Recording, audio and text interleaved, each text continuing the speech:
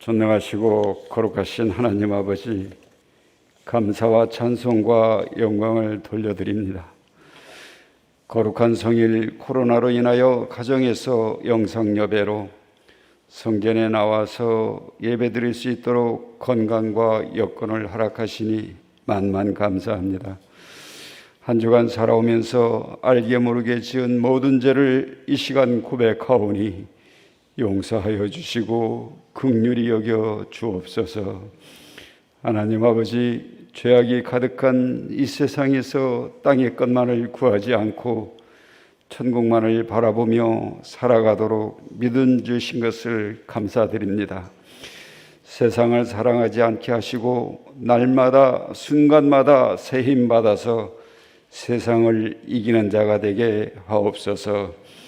믿음의 주여, 온전케 하시는 이인 예수님을 표대로 삼고 믿음의 경주를 끝까지 잘 달려나가도록 도와주옵소서.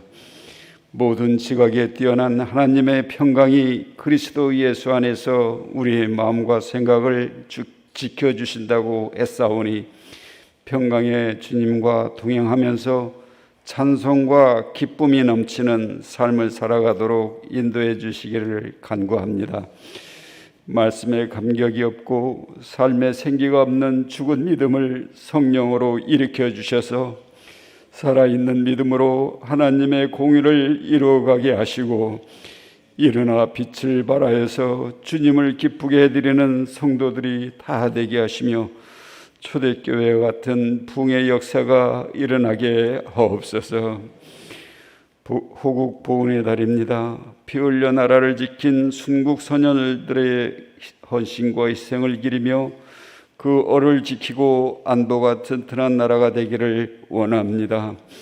정치적으로 혼미하고 사회 전반 모든 분야에 걸쳐 부정부패하고 집단 이기주의에 빠져 비상식이 만연되어 힘이 어지럽습니다.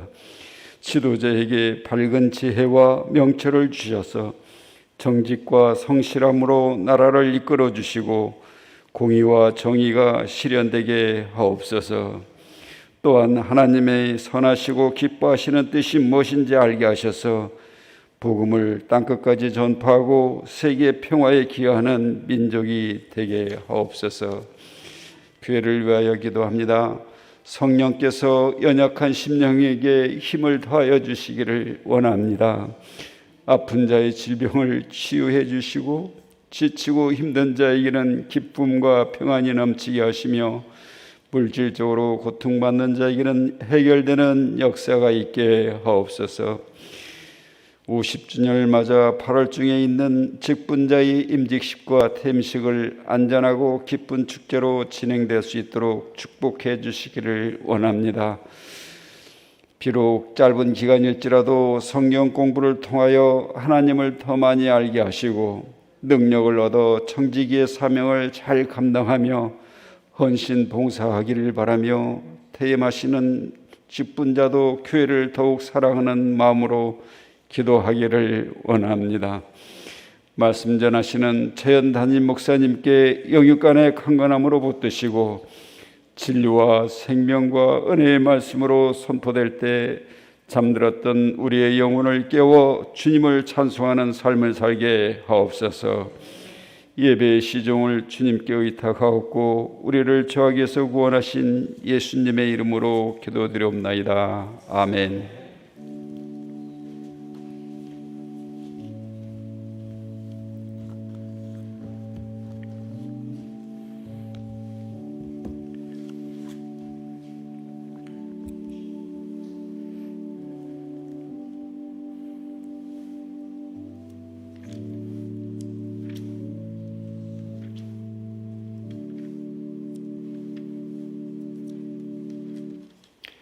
오늘 이 시간에는 하갈의 이야기가 기록되어 있는 창세기 16장과 21장 말씀을 살펴보려고 합니다.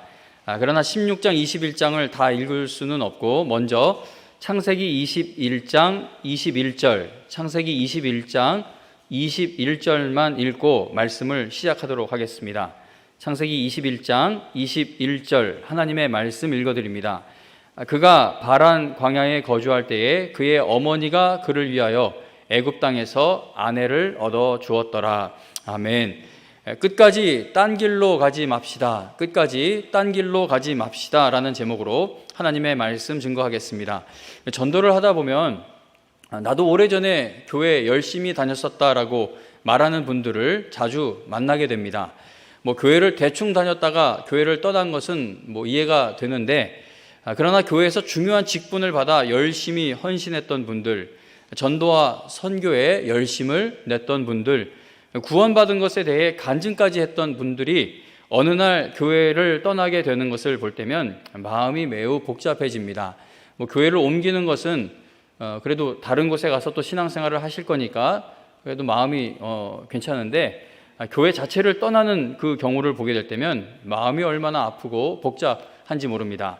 과거에는 교회를 열심히 다녔지만 이제는 어떤 교회도 다니지 않는 분들에게 왜 그렇게 되셨어요? 라고 이유를 물어보면 많은 분들이 교회에서 크게 상처받았던 일이나 또는 매우 실망하게 되었던 일들을 말해줍니다. 근데 이게 평신도들, 성도님들만 이런 상처를 받는 것이 아니라 목회자들도 사역 현장에서 당하는 일들을 견디지 못해 결국 목회를 포기하게 되거나 또는 심리 상담을 받는 분들도 꽤 많습니다. 목회자 자녀들을 위한 수련회나 모임 같은 데 가보면 마음에 눈물과 상처가 가득한 목회자 자녀들을 만나게 됩니다. 그래서 이게 교회를 다니다 보면은 크게 상처를 받기도 하고 매우 실망하기도 하는 일들이 분명히 있다는 겁니다. 교회 안에 그러한 문제가 있는 것은 최근에서야 일어나는 일이 아니라 신약 성경이 기록되던 그 옛날부터 계속 있어온 일입니다. 그러나 하나님의 은혜를 바르게 깨달았던 믿음의 성도들, 우리 믿음의 선진들을 보면은 그들은 교회에서 어떤 시험과 상처를 받아도 끝까지 교회를 사랑하였고 마음과 뜻을 다해 예배 드리는 자리를 끝까지 지켰던 것을 볼 수 있습니다. 성도가 교회를 떠나게 되고 예배의 자리를 지키지 못하게 되며 받은 사명 이루는 것을 중간에 중도에 포기하게 되는 것은 상처받은 일과 시험에 드는 일을 당하였기 때문만은 아닙니다. 끝까지 믿음의 길을 가지 못하고 결국 믿음에서 벗어나는 딴 길로 가게 되는 것은 모든 시험과 상처를 이기게 하는 하나님의 은혜를 깨닫지 못했기 때문입니다. 우리는 상처받았고 실망해서 교회를 떠나게 되었다라고 하지만 더 깊숙이 들여다보면 상처받고 실망하게 된 그 마음에 찾아온 시험을 이길 수 있는 은혜가 예비되어 있는데 그 은혜를 붙들지 못했기 때문에 주저앉게 되었다는 겁니다. 하나님의 크신 은혜를 받았음에도 불구하고 놀라운 하나님의 은혜를 깨닫지 못해 딴 길로 가버리는 사람들이 얼마나 많은지 모릅니다. 오늘 이 시간에 하갈의 이야기를 살펴보고자 하는 것은 하나님의 놀라운 은혜를 입은 하갈이 결국은 하나님께로부터 멀어지는 딴 길로 간 사람의 한 예가 되기 때문입니다. 하갈의 이야기를 통해 오늘 우리의 모습을 살펴볼 수 있기를 바랍니다. 먼저 창세기 16장에서 시작되는 하갈의 이야기를 살펴보겠습니다. 아브라함의 아내인 사레의 여종인 하갈은 애굽 사람이었습니다. 이집트 사람이었습니다. 창세기 16장 1절 그리고 3절에 보면 하갈이 애굽 사람이었다라는 사실을 거듭 강조합니다. 하갈은 주인인 사레의 명령에 따라 아브라함과 동침을 해서 아브라함의 아이를 갖게 됩니다. 하갈은 아이가 생기지 않고 있는 아브라함의 가정에서 자신이 주인의 아이를 갖게 되었으니 이제 내 신세가 나아지겠구나라고 생각을 했던 것 같습니다. 그래서 그는 참 미련하게도 자신의 여주인인 사레를 멸시하였습니다. 하갈은 하나님께서 아브라함 가정에 약속하신 그 아들이 사레가 아닌 주인이 아닌 나를 통해 태어나게 될 것이다 라고 믿었던 것인지 자신의 주인인 사레를 깔보기 시작했습니다. 그러니까 이게 이 하갈이 사레를 어떻게 멸시했는지 구체적인 내용은 없지만 그런 식으로 이런 식으로 멸시를 했을 것 같습니다. 그러니까 하나님이 이 가정에 약속한 그 아들이 주인을 통해서가 아니라 나를 통해서 태어난다는 것은 내가 주인 자리에 올라갈 수도 있는 거겠구나. 그 하나님이 약속하신 모든 복이 나에게서 태어나는 이 아들을 통해 이루어지게 되기만 한다면 나는 이제 더 이상 이 가정의 노예로, 종으로 사는 것이 아니라 이 집의 주인이 될 수도 있겠구나, 뭐 그런 생각을 갖고 이 사레에게 이렇게 저렇게 멸시하는 눈초리도 보내고 또 그러한 말도 했던 것이 아닌가, 그렇게 추측이 됩니다. 자, 그러자 사레는 하갈이 견딜 수 없을 만큼 그를 학대하기 시작했습니다. 아브라함은 학대받는 하갈에게 전혀 도움을 주지 못했던 것처럼 보여집니다. 결국 하갈은 학대받는 것을 견디지 못하고 도망을 치게 됩니다. 하갈이 어떤 모습으로 도망했는지, 어떤 모습으로 가출하게 되었는지 성경에 자세히 설명되어 있지는 않지만 아마도 서럽고 두렵고 외로운 마음으로 도망을 갔을 겁니다. 사레의 학대를 견디지 못해 가출한 하갈은 술이라는 곳으로 가는 길에 있는 샘물 곁에서 잠시 쉬게 됩니다. 하갈이 잠시 쉬고 있던 그 장소는 이제 애굽으로 내려가는 길목이었습니다. 아마 하갈은 자기 고향인 애굽으로 가고 싶었던 것이 아닌가 생각됩니다. 그러나 임신한 하갈이 혼자 사막을 지나 애굽까지 간다는 것은 이건 거의 불가능한 일이었습니다. 하갈은 매우 서러웠을 것입니다. 고향 애굽을 떠나 먼 타국에 와서 종살이를 하던 하갈은 어느 날 자기 의지와는 상관없이 여주인의 명령을 따라 85세가 넘는 주인의 아이를 가져야 했습니다. 그리고 이제는 도망자 신세가 되었습니다. 하갈은 어디로 가야 할지, 그리고 앞으로 어떻게 살아가야 할지 앞날이 막막했습니다. 그런데 그때 여호와의 사자가 광야길에서 방황하고 있는 그 불쌍한 하갈을 찾아오십니다. 아무도 도와주는 사람이 없는 가장 절망적인 시간에 하나님께서 하갈을 찾아와 주신 것입니다. 창세기 16장 8절에 보면 하갈을 찾아오신 하나님께서는 하갈에게 사레의 여종 하갈아, 네가 어디서 왔으며 어디로 가느냐라고 두 가지를 물으십니다. 하나님께서 하갈에게 과거와 미래를 동시에 물으셨지만 하갈은 나는 내 여주인 사레를 피하여 도망하나이다 라는 한 가지만을 대답합니다. 어디로 가야 할지를 모르기 때문에 어디로 가고 있느냐라는 질문에는 대답을 할 수가 없었던 것입니다. 그러자 창세기 16장 9절에 보면 하나님께서 하갈에게 너의 여주인에게로 돌아가서 그 수하에 복종하라고 명령하십니다. 하갈은 여주인의 학대를 견딜 수가 없어 도망 나온 것인데 하나님은 그러한 하갈에게 다시 고난받는 그 자리로 돌아가라고 말씀을 하신 것이죠. 하나님께서 하갈에게 돌아가라고 하신 것은 그에게 복을 주시기 위해서입니다.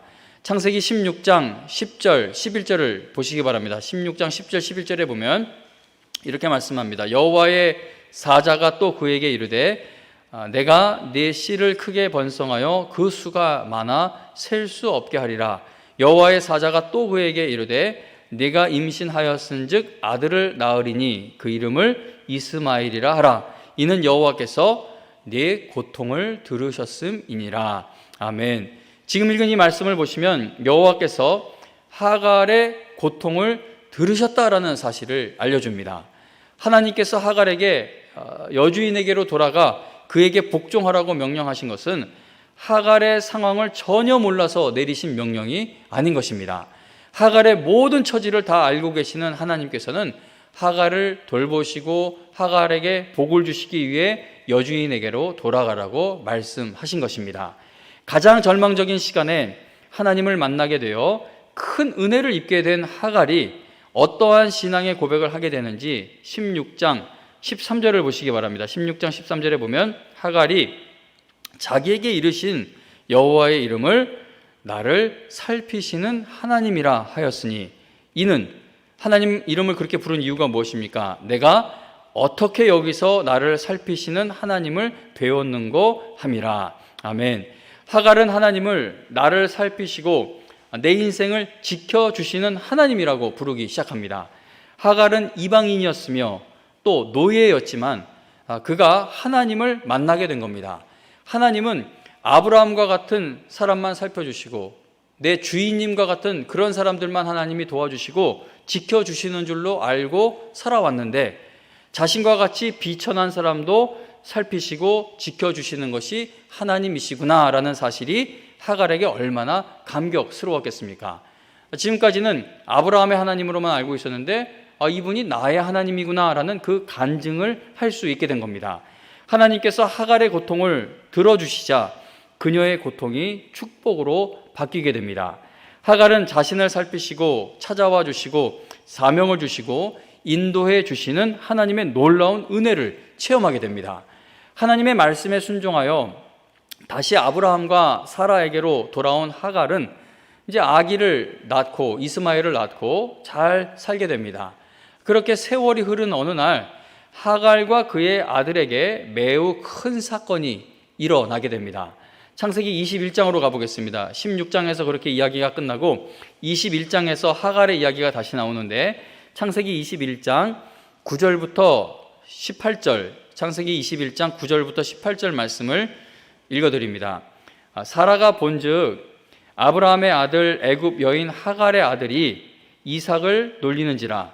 사라가 이스마엘이 이삭을 놀리는 것을 본 겁니다. 그가 아브라함에게 이르되 이 여종과 그 아들을 내쫓으라. 이 종의 아들은 내 아들 이삭과 함께 기업을 얻지 못하리라 하므로 아브라함이 그의 아들로 말미암아 그 일이 매우 근심되었더니 하나님이 아브라함에게 이르시되 네 아이나 네 여종으로 말미암아 근심하지 말고 사라가 네게 이른 말을 다 들으라. 이삭에게서 나는 자라야 네 씨라 부를 것임이니라. 그러나 여종의 아들도 내 씨니 내가 그로 한 민족을 이루게 하리라 하신지라. 아브라함이 아침에 일찍이 일어나 떡과 물 한 가죽 부대를 가져다가 하갈의 어깨에 메어주고 그 아이를 데리고 가게 하니 하갈이 나가서 브엘세바 광야에서 방황하더니 가죽 부대에 물이 떨어진지라. 그 자식을 관목 덤불 아래에 두고 이르되 아이가 죽는 것을 참아보지 못하겠다 하고 화살 한바탕 거리 떨어져 마주 앉아 바라보며 소리내어 우니 하나님이 그 어린아이의 소리를 들으셨으므로 하나님의 사자가 하늘에서부터 하갈을 불러 이르시되 하갈아 무슨 일이냐 두려워하지 말라. 하나님이 저기 있는 아이의 소리를 들으셨나니 일어나 아이를 일으켜 네 손으로 붙들라. 그가 큰 민족을 이루게 하리라 하시니라. 아멘. 지금 읽은 이 말씀을 보시면 하갈이 너무나 불쌍해 보이지 않습니까? 하갈은 사라의 종이었기 때문에 아무 선택권이 없이 나이 많은 아브라함의 아이를 가져야 했습니다. 그리고 이제 사라가 낳은 아들인 이삭에게 위협이 된다는 그 이유만으로 집에서 쫓겨나게 됩니다. 얼마나 마음이 아팠겠습니까? 그리고 무엇보다 아들이 죽어가는 모습을 지켜보는 것이 엄마 하갈의 마음을 찢어 놓았을 것입니다.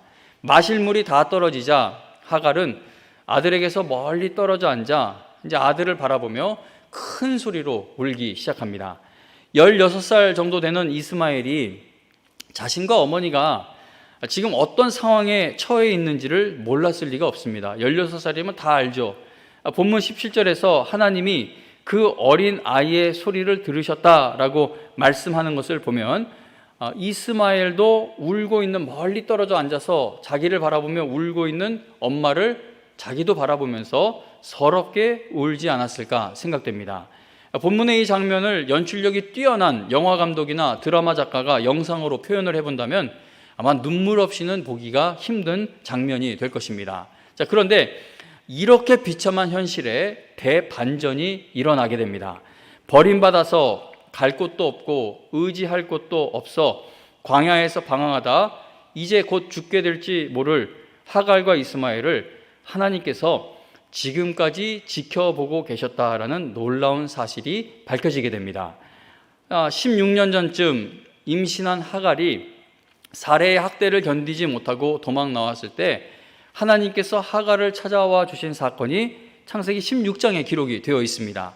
16장 10절에 보면 하나님께서는 사라에게 쫓겨나 막막한 상황에 처해 있는 하갈에게 내가 네 씨를 크게 번성하여 그 수가 많아 셀 수 없게 하리라 라고 약속해 주십니다. 절망의 자리에서 하나님이 함께하고 계신다는 사실을 발견한 하갈은 하나님께서 지금까지 나를 살피고 계셨음을 고백하면서 매우 놀라게 됩니다. 그러나 하갈은 그렇게 하나님에 대한 확신, 하나님에 대한 신앙의 고백, 하나님이 나를 돌보고 계시는구나, 그 은혜 받은 마음. 근데 그 은혜를 받고 한 16년의 세월이 지나고 나서는 또다시 절망적인 상황을 만나게 되었을 때 하나님을 기억하지 못하는 것처럼 행동을 하고 있습니다. 너무나도 절망적인 상황으로 인해 나를 살피시는 하나님에 대한 믿음과 확신이 다 떨어진 것입니다. 그런데 놀랍게도 하갈은 하나님을 잊었지만 하나님께서는 하갈을 잊지 않고 또다시 찾아와 주십니다. 하나님은 정말 은혜의 하나님이신 게 맞죠. 어떤 때는 내가 막 열심히 기도하다가 제가 그 기도의 제목을 왜 잊어먹게 되는지 모르겠는데 그걸 잊게 되는 경우가 있습니다. 그런데 어느 날 하나님이 응답을 주셔서 내가 이거를 놓고 정말 열심히 기도했었지라는 것을 기억나게 하시는 경우가 참 많습니다. 하갈은 하나님을 잊었어요. 하나님이 어떤 분이신지 살피시는 하나님이라고 고백까지 해놓고 16년이라는 세월 동안 하나님을 잊은 것처럼 보이지만 하나님은 하갈을 절대 잊지 않으시고 또다시 그를 찾아와 주십니다.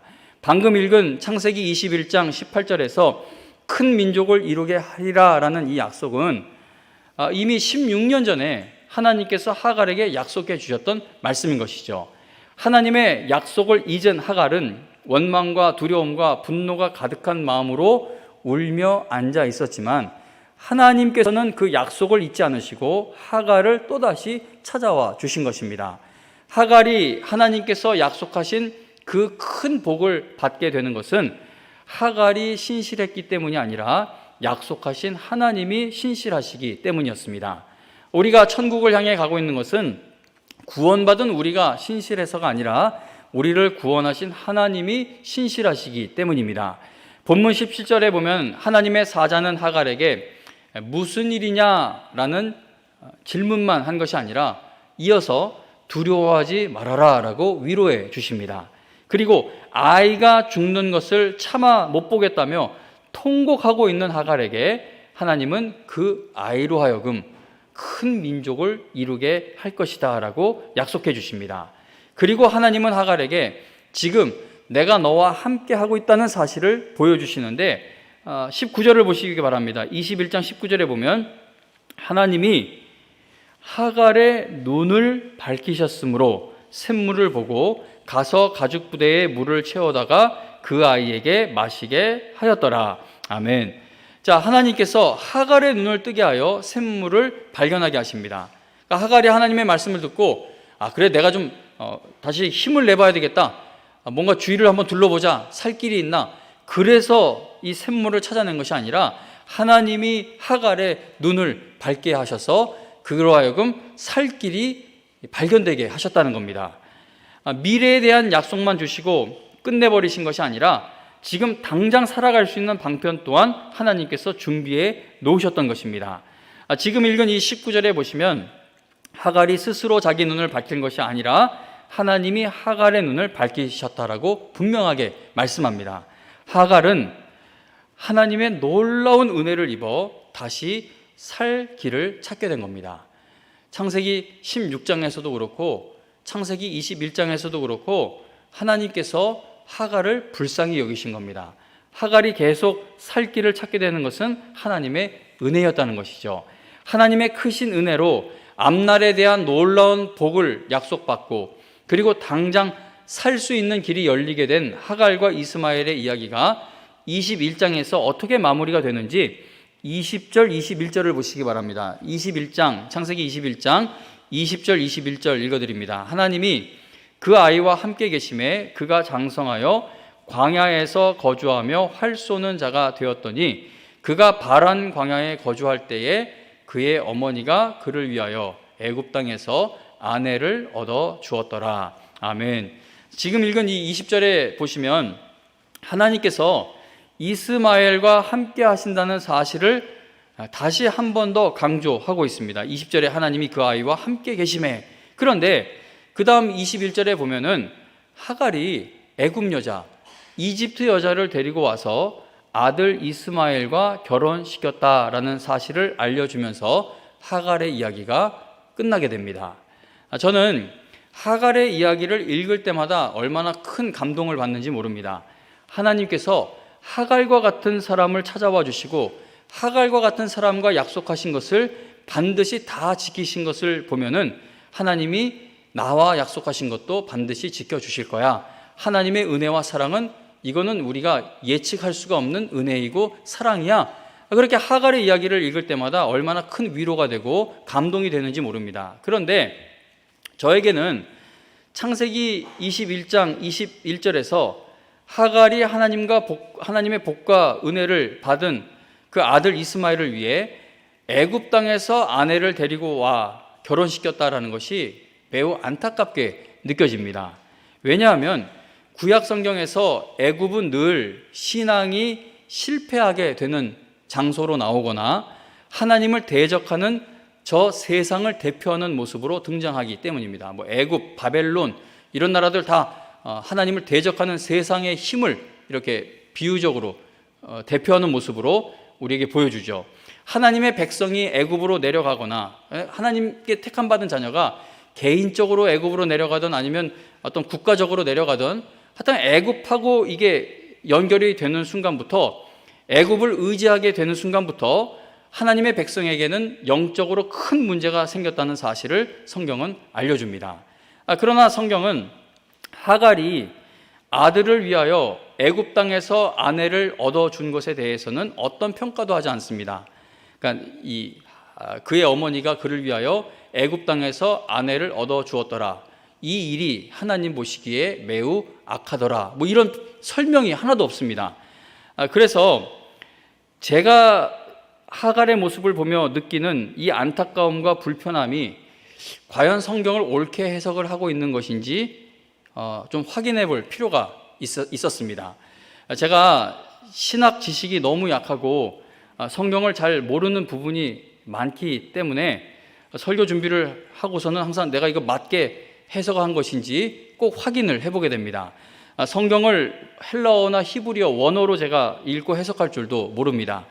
그래서 설교 준비할 때 믿을 만한 학자들과 목사님들의 주석과 설교집을 참고할 수 있는 만큼 참고해서 제가 성경을 해석한 것이 과연 맞는지 확인을 하고 또 확인을 하게 됩니다. 그런데 창세기 관련 서적들 10권도 넘게 찾아보아도 창세기 21장 21절에 대해서는 별다른 해석을 하지 않고 있고 하갈의 행동에 문제가 있다라고 지적을 하질 않습니다. 물론 지적한 설교자나 학자가 있긴 하겠지만 제가 가지고 있는 10몇 권의 그 창세기 관련 주석과 설교집에는 이 하갈이 애굽에서 아들의 아내를 얻어온 것에 대해 지적하는 사람이 하나도 없습니다. 그러니까 오히려 하갈이 한 이 행동을 칭찬하는 학자들과 목사님들이 있을 뿐입니다.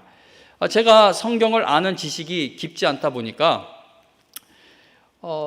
그 유명한 목사님들, 성경학자들이 21절에 대해서 아무 문제 제기를 하지 않는데 내가 이게 불편하게 이거 보는 것이 이게 해석이 과연 옳은 것인가라고 고민을 하고 또 고민을 하게 되었습니다.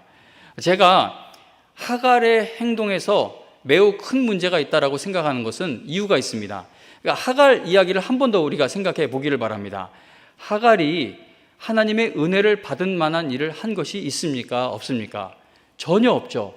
오히려 하나님의 복과 은혜를 받을 조건과 자격이 되지 않는 모습만을 보여주었을 뿐입니다. 하갈이 하나님을 먼저 찾았던 것도 아니고 16장에서 만나준 하나님을 21장에서 다시 간절하게 찾았던 것도 아니고 하갈이 하나님께서 약속하신 것을 끝까지 기억하면서 기도했던 것도 아니지만 하나님은 그것과 전혀 상관없이 하갈에게 은혜를 베푸셨다는 겁니다. 그러니까 하갈과 이스마엘이 하나님께로부터 받은 그 복은 이건 엄청난 은혜라는 것이죠. 이게 정말 어마어마한 은혜를 받은 겁니다. 하갈은 애굽 사람입니다. 창세기 12장에 보면 아브라함이 기근을 피해 애굽에 내려갔다가 거기서 아내를 바로에게 빼앗길 뻔한 사건이 있습니다. 강제로 뺏어간 게 아니라 이제 기근이 들어서 먹고 살 길이 막막해질 것 같으니까 아브라함의 아내 모든 식구를 다 데리고 애굽으로 내려갑니다. 근데 거기서 사람들이 자기 아내를 빼앗아 가려고 자기를 죽이게 될까 봐 이게 아내라고 얘기를 하지 않고 내 누이라고 소개를 하니까 바로가 봤는데 예쁘게 보였나 봅니다. 그래서 데리고 가죠.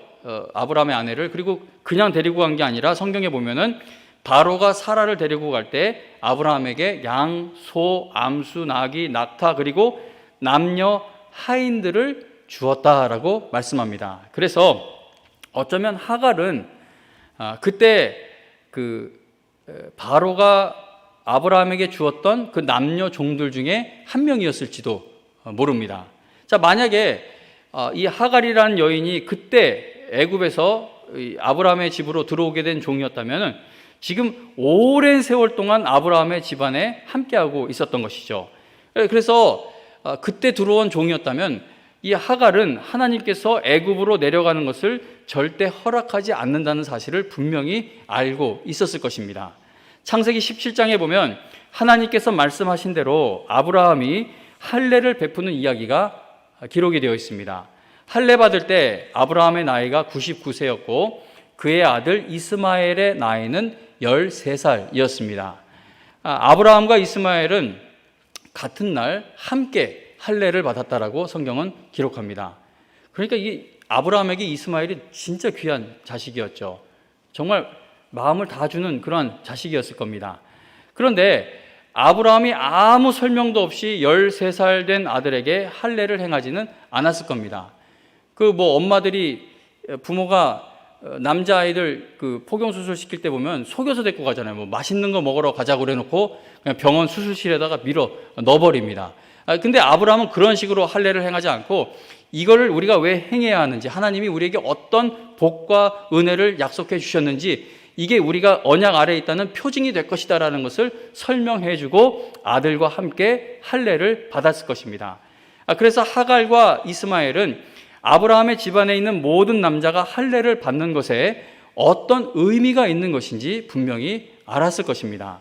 저는 하갈과 이스마엘이 하나님께서는 애굽으로 내려가는 것을 싫어하신다는 사실을 분명히 알고 있었고, 하나님께서 아브라함에게 어떤 복과 은혜를 약속해 주고 계신지도 분명히 다 알고 있었다라고 확신합니다. 그래서 하갈이 아들에게 애굽 사람을 아내로 얻어준 것이 매우 안타깝게 느껴진다는 겁니다. 왜냐하면 하갈은 하나님의 크신 은혜를 받고 놀라운 복을 약속받았음에도 자기의 앞날을 자기 방식대로 풀어가는 딴 길로 간 것으로 보여지기 때문입니다. 그 오랜 세월 동안 아브라함의 가정을 섬기면서 보았을 거 아닙니까? 이게 하나님을 의지했더니 이게 100살, 이게 도저히 아들 낳을 수 없는 상황에서 약속하신 일이 이루어지는구나. 내가 이 아들하고 쫓겨났지만 하나님이 우리에게 분명한 약속을 주신 것이 있으니까 내가 애굽으로 내려가지 말고 나도 기다리면 약속하신 하나님이 내 주인 아브라함에게 응답하신 것처럼 이 아들에게 분명히 응답해 주실 일이 있을 거야. 그렇게 믿음으로 기다렸어야 하는데 그러질 않고 다시 애굽으로 돌아가게 되었다는 겁니다. 창세기 16장은 하갈이 애굽 사람이라는 것을 거듭 강조하면서 하갈을 소개하죠. 그리고 하갈이 하나님께 얼마나 큰 은혜와 복을 받았는지 계속해서 알려줍니다. 그리고 하갈이 마지막으로 등장하는 창세기 21장은 하갈이 하나님께서 약속하신 앞날, 그 복을 받는 날을 이루어가기 위해 애굽을 의지하는 모습으로 끝나고 있다는 겁니다.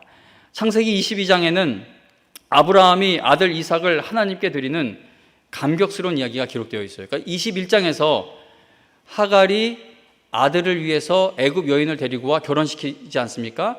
그리고 바로 그 다음 장 22장에 가보면 아브라함이 아들 이삭을 하나님께 드리는 감격스러운 이야기가 나옵니다.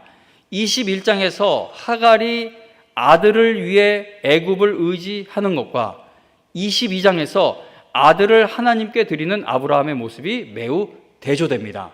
아브라함은 아들을 주신 하나님을 사랑하여 끝까지 믿음의 길로 가게 된 것이고, 하갈은 하나님이 주신 그 아들을 사랑하다가 딴 길로 가게 되었다는 겁니다. 하나님을 사랑한 아브라함은 끝까지 믿음의 길, 하나님이 약속하신 복을 받는 그 길로 갔고, 아들을 사랑한 하갈은 결국 딴 길, 하나님께로부터 멀어지는 길로 가게 된 겁니다. 물론 하나님께서 하갈과 이스마엘에게 약속하신 모든 일들은 다 이루어집니다. 그리고 이삭과 이스마엘의 삶을 비교해 보면 이스마엘이 훨씬 더 많은 것을 이루고 얻은 것처럼 보여지죠. 만약에 이삭하고 이스마엘의 삶을 쫙 보여주면서 누가 하나님께 더 복받은 것 같습니까? 라고 하면 아마 많은 사람들이 이스마엘을 택할 것 같습니다. 이스마엘은 힘도 세고 싸움도 잘하고 그래서 막 영토도 넓혀가고 뭔가를 건설하고 이루어가지 않습니까? 근데 이삭을 생각해 보세요. 결혼하는 것도 그냥 들판에 앉아서 있다가 오는 여자 만나서, 물론 하나님이 역사하셔서 오게 된 거죠. 그래서 결혼하고, 그리고 애굽으로 내려가 볼까 하다가 다행히도 하나님이 막으셔서 애굽까지 가지 않고 약속의 땅에 있었는데, 문제는 일생을 그냥 그 지역 안에서 나가질 않고 살게 돼요. 그리고 또 우물 빼앗기면 누가 뺏으러 오면 빼앗기고, 또 다른 데 가서 팠는데 누가 또 뺏으러 오면은 또 빼앗기고, 그리고 가서 파서 아무도 뺏어가지 않으면 하나님을 찬양하고. 그러니까 이삭과 이스마엘을 비교해 보면 이스마엘이 뭔가 더 많이 이루고 뭔가 더 많이 받은 것처럼 보여진다는 겁니다. 그러나 성도님 여러분, 육적인 축복을 받는 것과 영적인 축복을 받는 것을 우리가 분별할 수 있게 되기를 간곡히 부탁을 드립니다. 그 은혜를 구하세요. 하나님, 나 예수님 믿는데 왜 이런 게 없고 저런 게 없고 왜 이 모양입니까? 그거 육적인 축복과 영적인 축복을 분별하지 못하기 때문에 그런 소리를 하게 되는 겁니다. 이삭은 끝까지 믿음의 길로 가게 되지만 이스마엘은 결국 딴 길로 가게 됩니다. 요한계시록 2장에 보면 우리 주님께서 딴 길로 가고 있는 교회와 성도들을 향해 너희가 어디서 떨어졌는지를 생각하고 회개하라고 말씀하십니다. 하갈이 하나님의 은혜를 하나도 체험하지 못해서 딴 길로 간 것이 아니라는 겁니다. 지금 오늘 이 설교 말씀의 한 80~90%는 하갈이 하나님의 은혜를 체험한 이야기로 가득하지 않습니까? 하나님의 크신 은혜를 체험하고도 결국은 딴 길로 가게 된 하갈과 이스마엘의 그 모습이 오늘 여러분과 저의 모습이 되지 않기를 간절히 바랍니다. 육적인 축복과 영적인 축복을 분별할 수 있기 위해 날마다 기도하시기를 바랍니다. 하나님의 은혜를 헛되이 받지 않게 해달라고 구하자는 것이죠. 선줄로 생각하고 있다가 나중에 넘어지지 않게 되기 위해 하나님의 은혜를 구하자는 겁니다. 은퇴를 앞두고 계시는 직분자 여러분, 믿음 생활에 은퇴라는 것은 없습니다. 여러분 모두 하늘나라 가시는 그날까지 끝까지 딴 길로 가지 않는 하나님의 거룩한 직분자들이 다 되시기를 부탁드립니다. 이제 직분을 받게 되실 성도님 여러분, 성령으로 시작하시는 거 맞으시죠? 성령으로 시작했다가 육체로 마치는 직분자가 되지 않게 해달라고 날마다 하나님의 은혜를 구하시기 바랍니다. 여러분 모두 끝까지 딴 길로 가지 않는 하나님의 신실한 믿음의 자녀들이 다 되어 하나님의 영광을 위해 끝까지 쓰임받게 되시기를 주님의 이름으로 축원합니다. 먼저 기도드리고 찬송 부르도록 하겠습니다. 하나님 아버지, 감사합니다.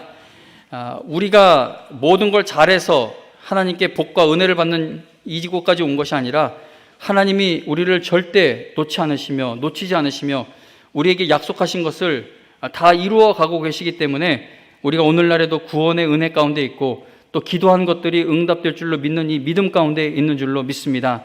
하나님 아버지, 오늘 이 예배를 드리는 성도님들 모두 단 한 사람도 나중에 딴 길로 가는 성도들 없도록 하나님이 지켜 보호하여 주시옵소서. 예배 시간에 나올 때마다 내가 하나님께 얼마나 큰 복과 은혜를 받았는지 늘 깨닫는 그 지혜를 허락하여 주셔서 하늘나라 가는 그날까지 육적인 축복과 영적인 축복을 잘 분별하여 늘 힘을 내고 하나님께서 보여주시는 그 길로 걸어가는 저희 모두가 되게 하여 주시옵소서. 하나님 아버지, 이 나라를 지키기 위해 땀과 피를 흘린 수많은 헌신과 희생과 노력이 헛되지 않게 하여 주셔서 지금까지 대한민국을 지켜주신 하나님의 은혜에 감사드립니다. 하나님을 대적하는 정책이 힘을 얻는 나라가 되어가지 않도록 성령께서 국회에 있는 그리스도인들의 양심을 흔들어 깨워주시기를 간절히 바랍니다. 대한민국의 자유와 평화를 수호하기 위해 헌신한 수많은 노력들이 남과 북의 통일의 역사로 결실을 맺게 하여 주시되 악한 공산주의와 타협하는 통일은 되지 않도록 이 나라를 지켜 보호하여 주시옵소서. 여기까지 오게 하신 하나님께서 앞으로 갈 길도 지켜주시고 보호하시며 인도하여 주실 줄로 믿고 감사드리며 예수님의 이름으로 기도합니다.